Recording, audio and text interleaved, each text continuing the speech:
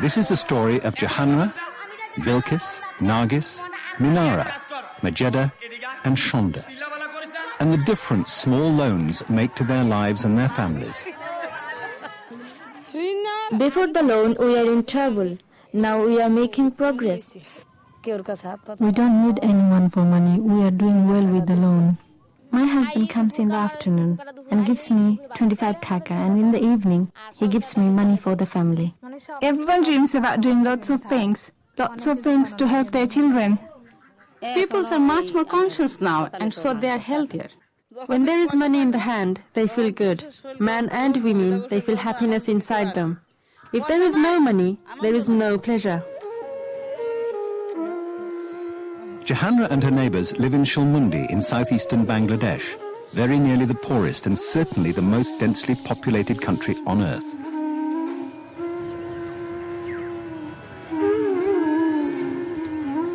Living in a vast delta, the villages of Shilmundi suffer periodic floods and cyclones. They live always on the edge of poverty, but sometimes that's hard to see. One idea now gives them hope, health, and a degree of happiness. But does microcredit, small loans for millions of rural poor, really work?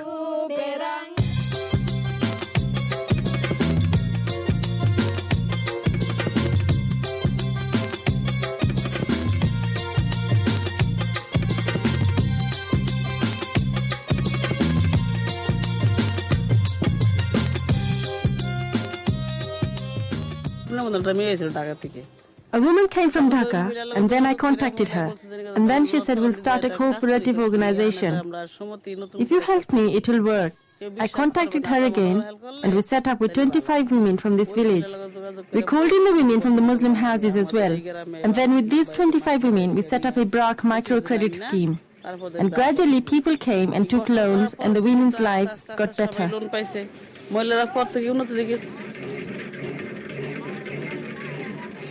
People living in villages need access to money like anybody else.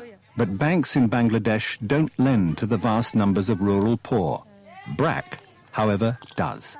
The Bangladesh Rural Advancement Committee was set up to fight the appalling poverty of the early 70s.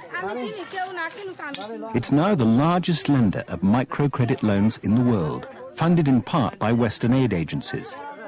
3 million village poor, virtually all women, take out up to $300 a year. Microcredit administration happens locally at weekly village meetings.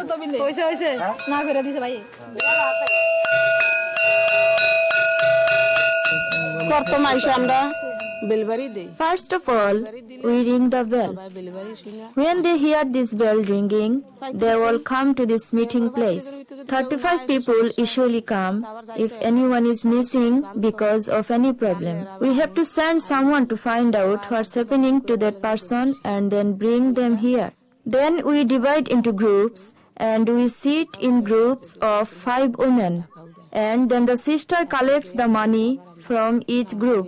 And then after collecting the money, we read the 18 promises. We will raise our sons and daughters equally. We will raise our sons and daughters equally.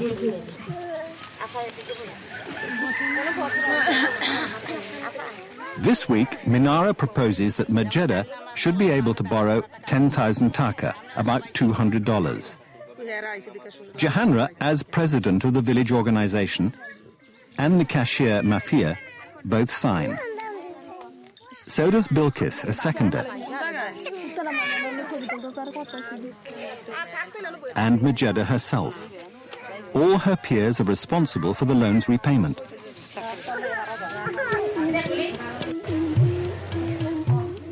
Two days later, Mageda sets off to collect her loan.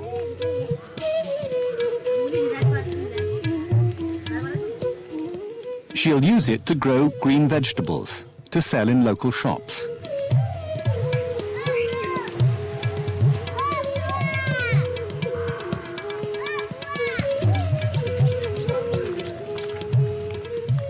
The BRAC office is about 2 kilometers away.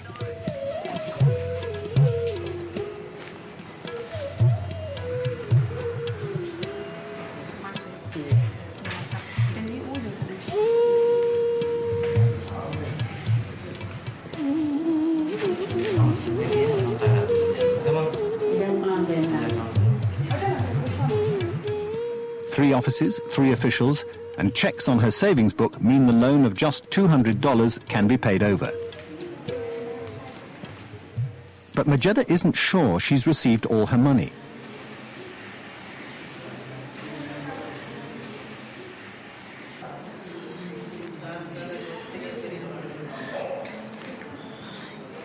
She now faces 1 year of weekly repayments. She wants it checked again.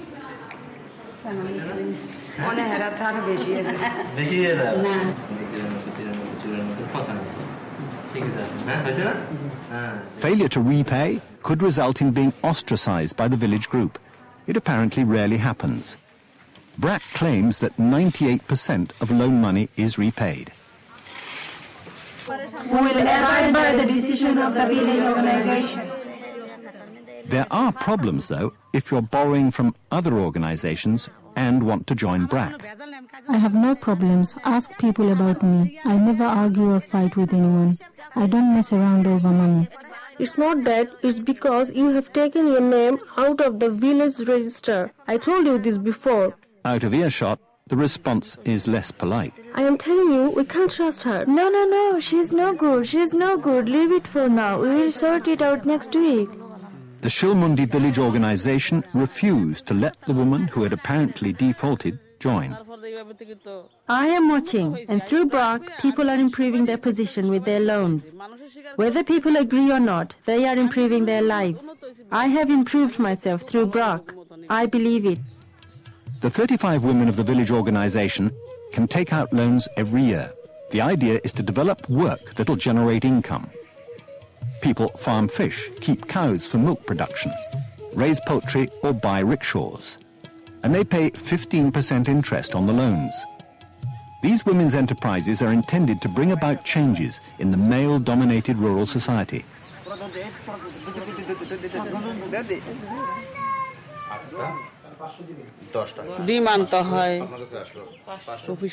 I do silk work. I get eggs from the office, I mature the eggs and supply them from place to place. I keep some of them, I do all the work I can. The farming of silkworms happens 3 times a year. Then I return the silkworms to the office. Then BRAC pays me a percentage of the money. And I'm doing all right and making enough money.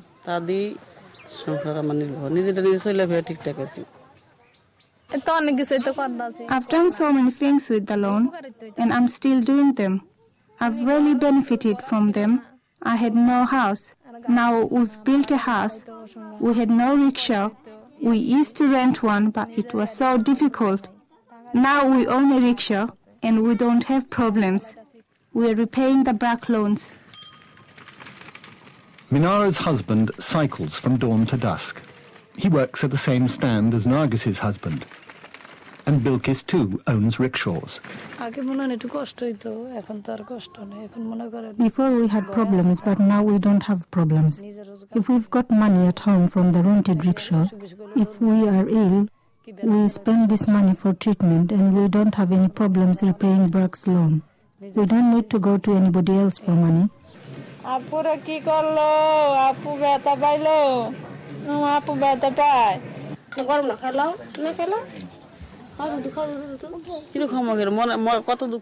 see people's children around and see their happiness, and I think about myself.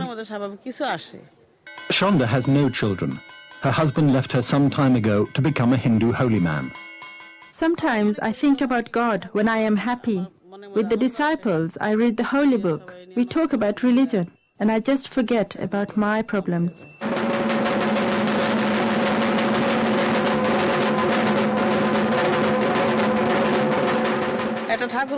If I can build a temple, I'll be very happy.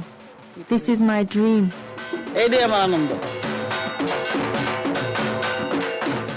If you get a cold or cough badly, then we go to Shondha, and she gives us medicine, we get well, and we don't need to go to the hospital.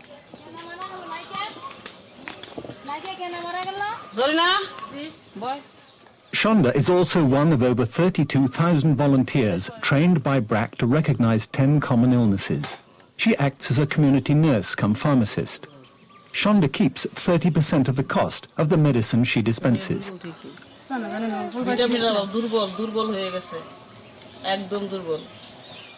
The regulations of selling medicines were taught by BRAC, and we obey these regulations. When people are anemic, we sell a file of medicine and I get 10 taka. And I buy it for 15 taka, sell it for 25 and make it 10 taka profit.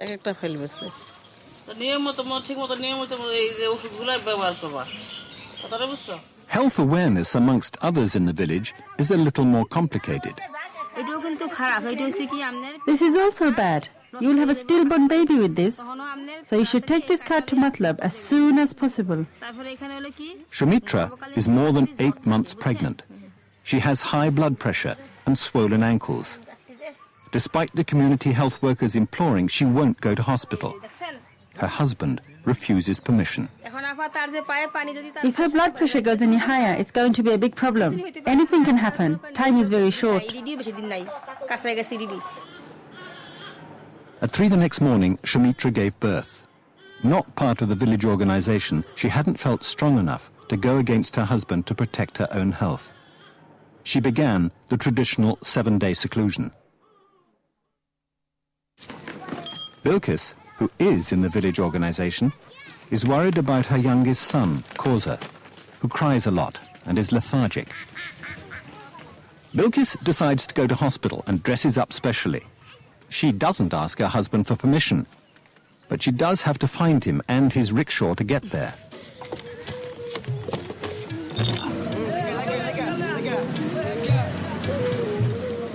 The hospital is about 3 kilometers away.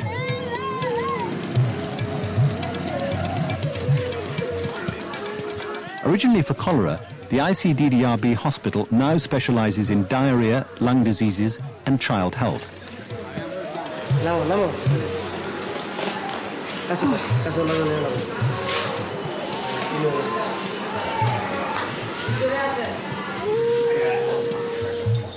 The introduction of microcredit schemes has seen a 25% improvement in infant mortality among those mothers like Bilkis who've taken out loans.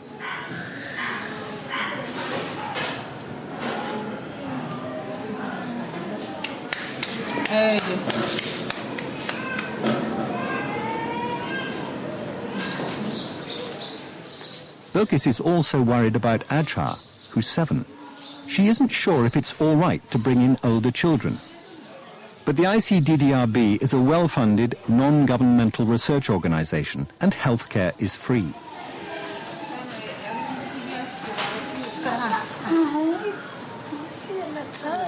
Koza has tonsillitis and is given a course of penicillin.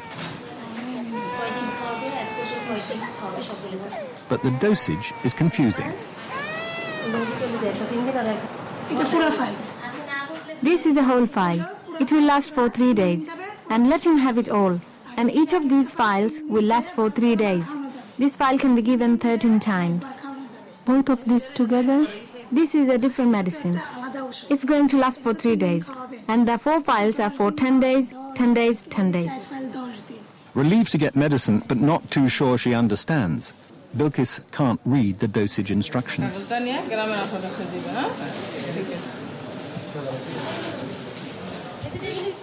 Koza recovers 2 days later. If he doesn't receive the proper dose, he risks becoming immune to penicillin.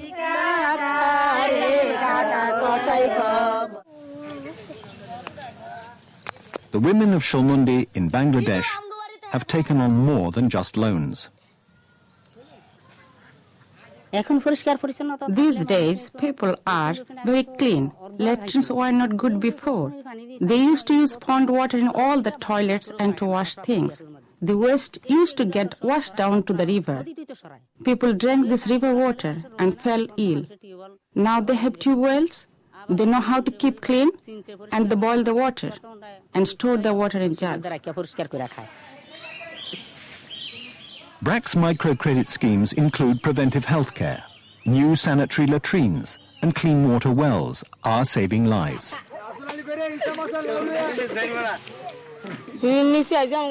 It's been 8 years since we first took a loan.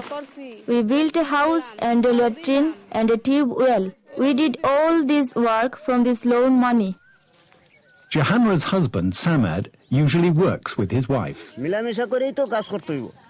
have to work together. If we don't work together, how is it going to work? Yesterday, we cut the peri together, brought it home together, and put it here together. Jahanara thinks women should be valued and never misses the chance to say so. Yeah, the woman. That's it. Don't you say anymore. Who does all the work these days? You can't do anything without men. You can't live without women. Without women, the world can go on, but without men, can't. Never. Women work hard. These days, they work in the fields. They always try to earn money, try to earn for the family. Men just like to spend the money.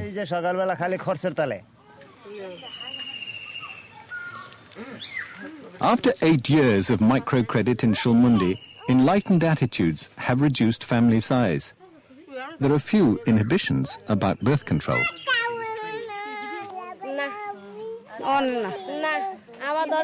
No more children now. Maybe in 10 years' time. If I want a son, it depends on God.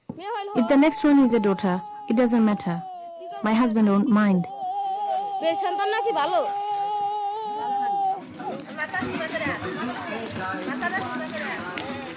Attitudes about the need for girls to finish school are changing too. I want my daughter to be educated. If she is lucky, she can finish her final school exam. Time will tell who's going to marry a poor man's daughter. Even rich people find it difficult to arrange their daughter's marriage. A fish head always used to be reserved for the husband as head of the household. Neither is now true. Sometimes I eat the head. Sometimes my husband does, and sometimes the children. Whatever I give him, he eats.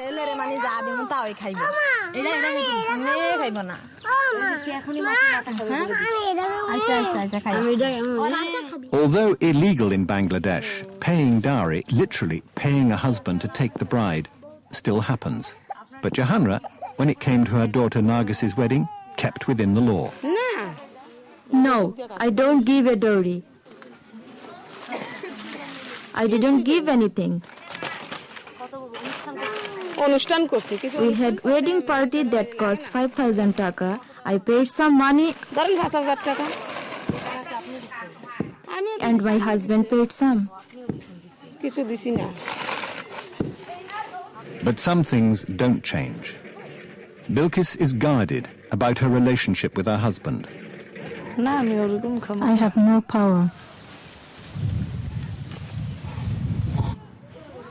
I have no power. I just listen.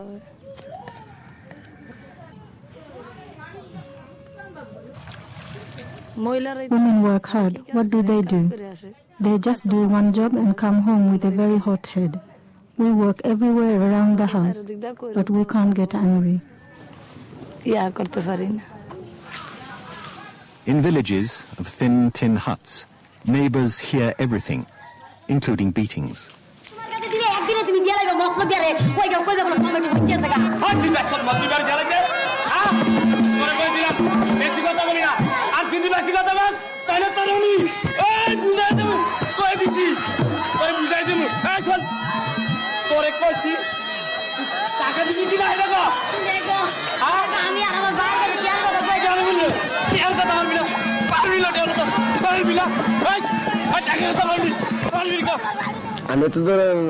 I can't hold my anger for a whole day.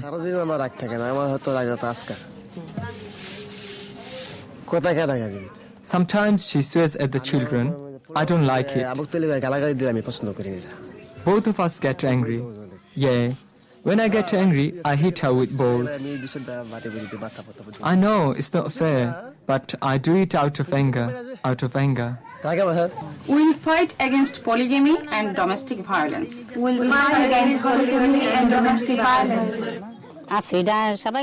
Sometimes it happens, domestic violence. We can go to court. By knowing this, it is good for us. Before we knew this, but we could not speak about it. We kept it inside. We could not talk about it. We come here every week, sit with 10 to 20 people. We talk about so many things, and we learn from this. The microcredit scheme of Shulmundi hasn't worked for everybody. I had to think about the repayments. If I had no money, then I had to borrow from somebody else to make the repayments. And after that, I thought I shouldn't take any more loans. For some people, repayment is too much. For others, understanding the loan concept itself is difficult. Suppose I got the loan, but was unable to carry on the repayments. It's not going to be good if I can't make the repayments. I was confused. Shall I get the loan or shall I feed my children? How was I going to continue with the loan? That's why I didn't want to continue with it. Dipali's mother defaulted on her loan of just $25 and now has to beg. If I was educated, I could have found a way. Now who is going to look after my mother and pay for education? I want to do some work now and I want to improve my family. It is often said that microcredit is not able to reach the poorest of the poor. And I think we have to recognize that those who require money to eat that very day for survival are perhaps not the best entrepreneurs. They need jobs, and microcredit is not a substitute for jobs. And in this country, people need jobs. Poverty is not created by poor people, so it's not their problem. Poverty is created by institutions that we build, policies that we pursue, concepts that we create. Not everybody is aware of the limitations of microcredit. So I think the people who are talking about microcredit should also talk about the limits of microcredit, because microcredit cannot do everything. So there have to be other things built into the program, into poverty alleviation program, of which microcredit will be an important component. Boys and girls are doing well. They're standing on their own 2 feet. They are running their own businesses and doing a good job and are quite conscious of society. If we had these lessons before, about 15 years ago, we could have led our lives in a very modern way. If our parents could have sent us to school, we could have improved.